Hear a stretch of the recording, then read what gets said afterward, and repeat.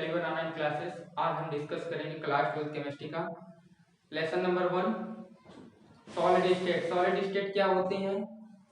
देखिए, solid state में हम डिस्कस करेंगे सॉलिड के प्रकार, क्रिस्टलाइन सॉलिड और एमार्फस सॉलिड्स। फिर उसके बाद हम बात करेंगे क्रिस्टलाइन सॉलिड कितने प्रकार के होते हैं। आज हम पार्ट नंबर 1 में इतने देखेंगे। देखिए, सबसे पहले बात करेंगे हम कि सॉलिड। देखिए, सॉलिड क्या होता है? सॉलिड में क्या होते हैं, जो कॉन्स्टिट्यूएंट पार्टिकल्स होते हैं क्लोजली पैक्ड होते हैं। देखिए, इसमें शेप और वॉल्यूम दोनों सेम होते हैं। The substance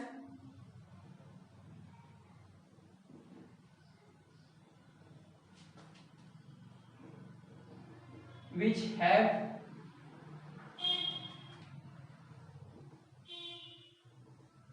shape and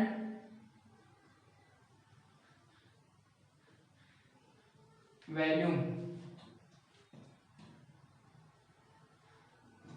are both same is called solid। देखिए, क्या the substance which have shapes and volume are both same is called solids. मतलब जिसके आकार व आयतन दोनों निश्चित होते हैं। जैसे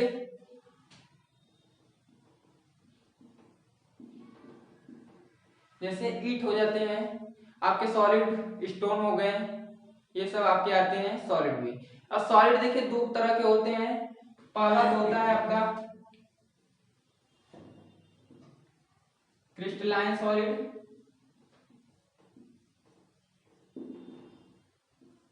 और दूसरा होता है आपका एमॉर्फस सॉलिड। देखिए, क्रिस्टलाइन सॉलिड क्या होते हैं? क्रिस्टलाइन सॉलिड में the substance arrangement of the constituent particles is regular होता है। इसमें क्या होते हैं? Arrangement of the constituent particle is regular or extend in r direction, क्योंकि extend r डायरेक्शन में होते हैं और वह रेगुलर फॉर लार्ज रेंज, लंबे समय के लिए वह रेगुलर होते हैं। देखिए, क्रिस्टलाइन सॉलिड में arrangement of the constituent particle is regular और एक्सटेंड इन ऑल डायरेक्शन, वह सभी दिशा में एक्सटेंड होते हैं और लार्ज रेंज के लिए रेगुलर होते हैं। देखिए, जैसे एग्जांपल, ये कोई एटम्स हो जाते हैं जो कि एक दूसरे से अटैच होते हैं।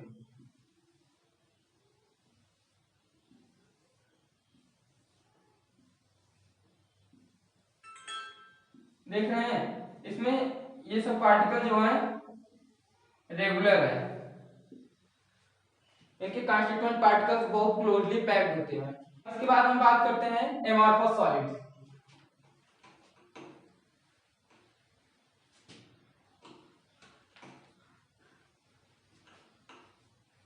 देखिए, अब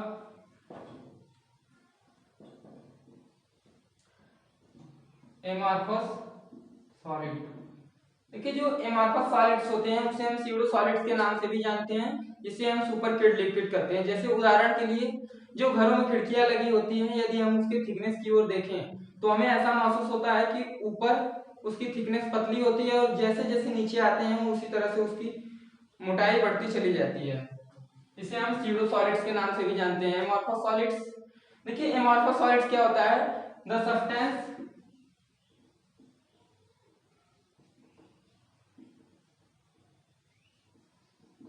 which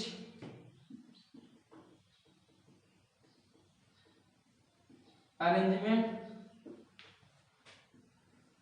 of the constituent particle is irregular। देखिए, जो इसमें कॉन्स्टिट्यूएंट का अरेंजमेंट होता है वह इरेगुलर होता है, irregular for short range, short range के लिए इरेगुलर होता है। जैसे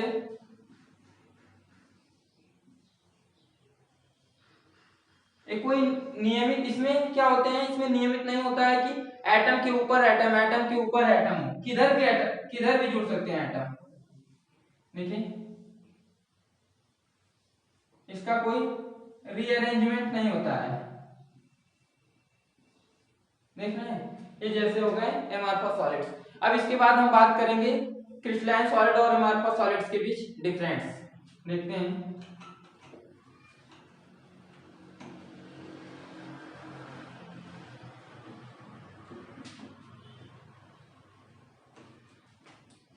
देखिए अब हम बात करेंगे difference between crystalline solids and amorphous solids. देखिए क्रिस्टलाइन सॉलिड्स में प्रॉपर्टी पहले हम देखेंगे, यहाँ क्रिस्टलाइन सॉलिड,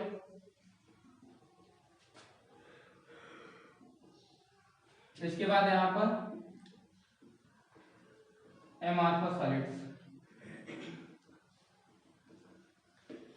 देखिए क्रिस्टलाइन सॉलिड्स में सबसे पहले हम बात करेंगे अरेंजमेंट, उसके बाद सिमेट्री, उसके बाद मेल्स, इसके बाद हीट ऑफ फ्यूजन, कंप्रेसिबिलिटी, ये कटिंग और इंटरफेसियल एंगल। देखिए हम बात करेंगे अरेंजमेंट। जो क्रिस्टलाइन सॉलिड्स का अरेंजमेंट होता है, इसके पहले हम आपको बताए हैं कि रेगुलर होता है, वो लार्ज रेंज के लिए, regular for large range, regular होते हैं लार्ज रेंज के लिए। अब एमॉर्फस सॉलिड्स में इरेगुलर होता है, इरेगुलर फॉर शॉर्ट रेंज। अब इसके बाद हम बात करते हैं सिमेट्री। देखिए जो क्रिस्टलाइन सॉलिड्स होते हैं वो सिमेट्री होते हैं, दे आर प्रोसेस सिमेट्री, और इसमें देखें they do not process symmetry.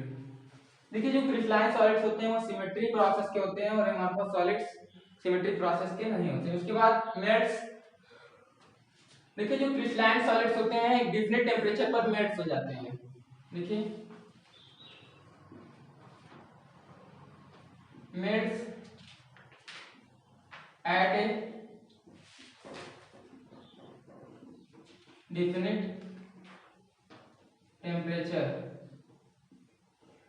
और एमॉर्फस सॉलिड्स क्या होते हैं, मेल्ट्स ओवरऑल टेम्परेचर, मतलब जितना टेम्परेचर दिया जाता है उससे कम भी हो सकते हैं, उससे ज्यादा भी हो सकते हैं। और जो क्रिस्टलाइन सॉलिड्स होते हैं एक निश्चित टेम्परेचर पर वह मेल्ट हो जाते हैं। जैसे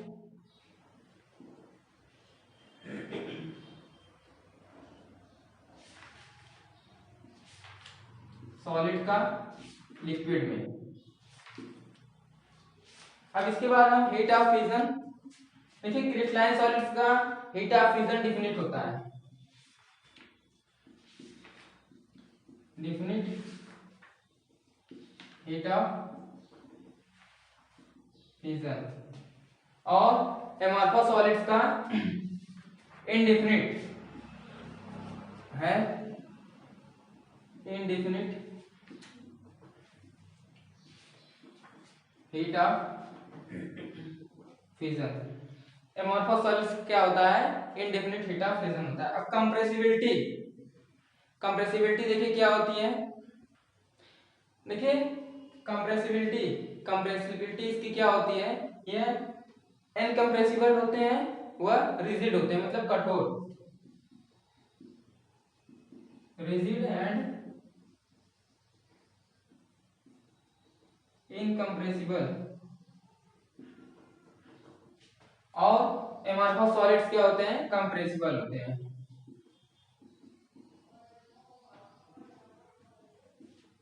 अब इसके बाद बात करते हैं cutting.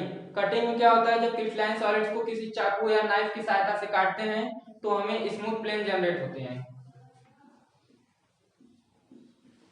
Smooth planes are generate, और इसमें क्या होते हैं, rough planes are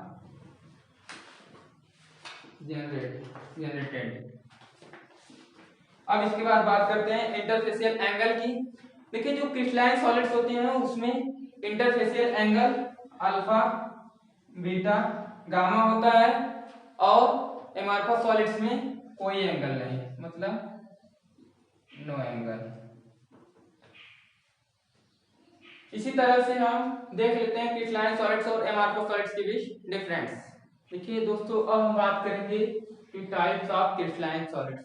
crystalline solids कितने प्रकार के होते हैं? देखिए क्रिस्टलाइन सॉलिड्स 4 प्रकार के होते हैं। पहला होता है मॉलिक्यूलर सॉलिड्स, दूसरा होता है आयनिक सॉलिड, तीसरा होता है मेटालिक सॉलिड्स और चौथा होता है कोवैलेंट सॉलिड्स। अब हम बात करते हैं मॉलिक्यूलर सॉलिड्स कितने टाइप्स के होते हैं। मॉलिक्यूलर सॉलिड्स 3 तरह के होते हैं। पहला तो नॉन पोलर, दूसरा पोलर और तीसरा हाइड्रोजन बॉन्डिंग। देखिए सबसे पहले हम बात करेंगे कि नॉन पोलर। देखिए जो नॉन पोलर होते हैं उसमें बॉन्डिंग कौन सी होती है, डिस्पर्सन फोर्स या लंडन फोर्स।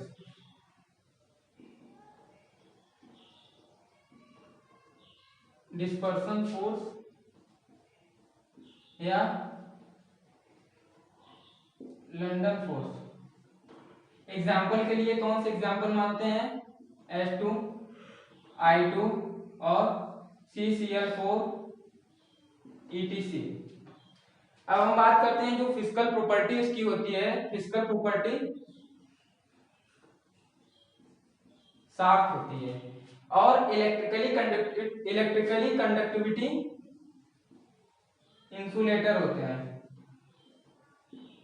और इसके बाद मेल्टिंग पॉइंट बात करेंगे। मेल्टिंग पॉइंट इसका लो होता है। अब देखिए दूसरा नंबर बात करते हैं पोलर।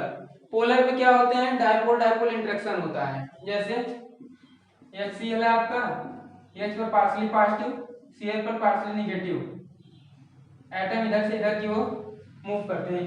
इसमें कौन सा फोर्स लगेगा, डाइपोल डाइपोल इंटरेक्शन। देखिए बॉन्डिंग कौन सी होगी, डाइपोल डाइपोल इंटरेक्शन। जैसे HCl और NaCl, H2SO4 ETC। अब हम बात करते हैं फिजिकल प्रॉपर्टी। इसकी फिजिकल प्रॉपर्टी देखिए सॉफ्ट होती है और इलेक्ट्रिकली कंडक्टिविटी इंसुलेटर होते हैं। और उसके बाद हम बात करते हैं मेल्टिंग पॉइंट जो इनकी होती है, मेल्टिंग पॉइंट लो होती है। अब हम तीसरा बात करते हैं हाइड्रोजन बॉन्डिंग। हाइड्रोजन बॉन्डिंग में कौन सी बॉन्डिंग होगी, नाम से ही क्लियर हो जाता है कि बॉन्डिंग में हाइड्रोजन बॉन्डिंग, हाइड्रोजन बॉन्डिंग। जैसे H2O। देखिए इनमें हाइड्रोजन बॉन्डिंग कैसे होती है, यहाँ पर देखते हैं hydrogen oxygen hydrogen, lone pair of electron के पास ये हो गए। इसी तरह से यहाँ हाइड्रोजन, यहाँ पर भी हाइड्रोजन और ये हो गए आपके ऑक्सीजन। देखिए ये वाला ऑक्सीजन इनके साथ बॉन्ड बना लेते हैं, इसी को हम कहते हैं हाइड्रोजन बॉन्डिंग।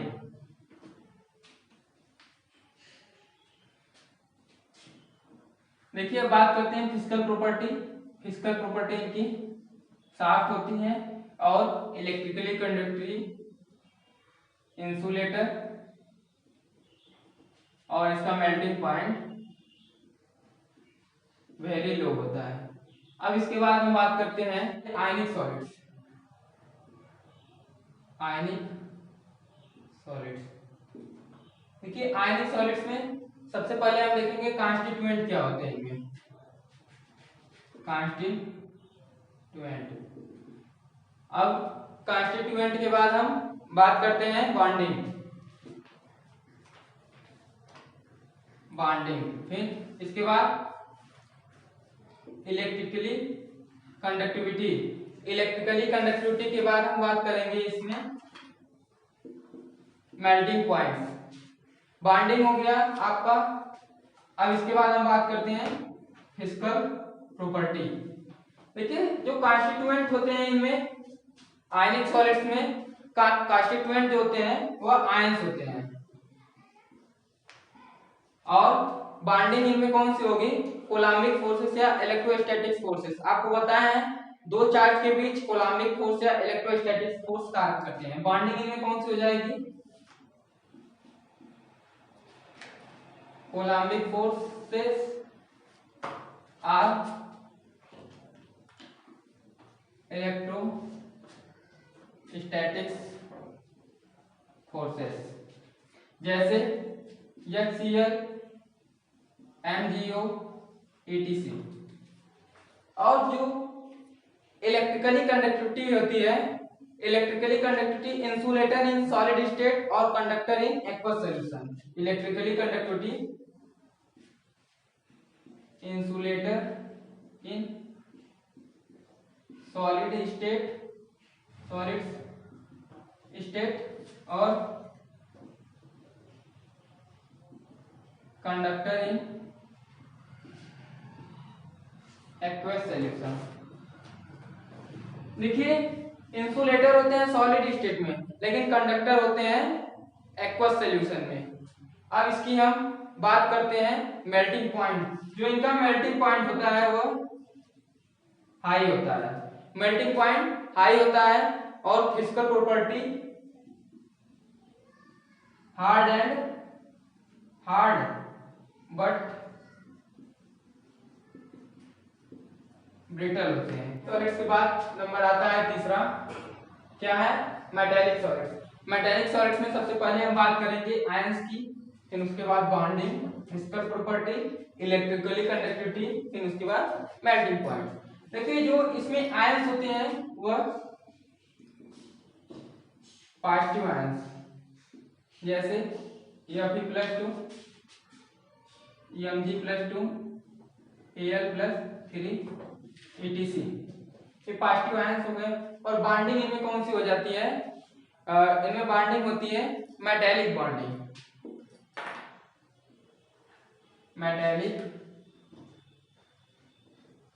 बॉन्डिंग। देखिए जो फिजिकल प्रॉपर्टी इनकी होती है वह हार्ड तो होते हैं बट माइलेबल एंड डक्टाइल होते हैं। हार्ड बट malleable and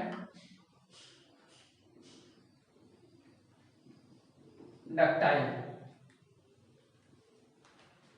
देखिए जो इलेक्ट्रिकली कंडक्टिविटी होती है वो कंडक्टर होते हैं सॉलिड स्टेट में एज वेल एज उसके साथ साथ मोल्टन स्टेट में भी। देखिए कंडक्टर इन